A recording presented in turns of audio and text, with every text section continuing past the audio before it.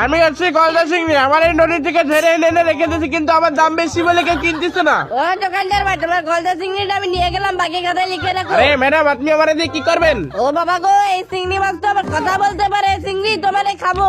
আরে না ম্যাডাম, আপনি আমারে খায়েন না, আপনি আমারে খাই কোনো মজা পাবেন না। চিংড়ি মাছ তুমি না করো না, আমি এখনই তোমার লাইন দিয়ে সুন্দর ভাবে খাবো। আরে ম্যাডাম, সুন্দরভাবে আবার খাওয়া যায় নাকি? মানুষের খায় মজা করে, আপনি সুন্দরভাবে খাবেন। সরি চিংড়ি মাছ, আমার একটু ভুল হয়ে গেছে। আরে ম্যাডাম, আপনি সরি মরি পরে করেন, আপনি তাড়াতাড়ি আমার এই জায়গা থেকে বের করেন, এই জায়গা অনেক গরম। এই তো আমি এখনই তোমারে বের করতেছি, এখন তোমারে মজা করে খাবো। ঠিক আছে ম্যাডাম, এত কষ্ট করে রাঁধছেন, খাইয়ে নেন, আমার রেখে আর লাভ কি? এই তো আমি এখনই খাবো। ওহো কি সুন্দর ঘ্রাণ বেরোচ্ছে, এখনই খাওয়া লাগবে। তাড়াতাড়ি খান ম্যাডাম, এত সময় লাগান না, ঠান্ডায় যাবো। এই তো আমি এখনই খাচ্ছি, ভাগে না কেন? এই তো ভেঙে গেছে, আমরা খাওয়া শুরু করি। তোমরা সবাই লাইক সাবস্ক্রাইব করে কমেন্টে এই বুদ্ধিটা দাও।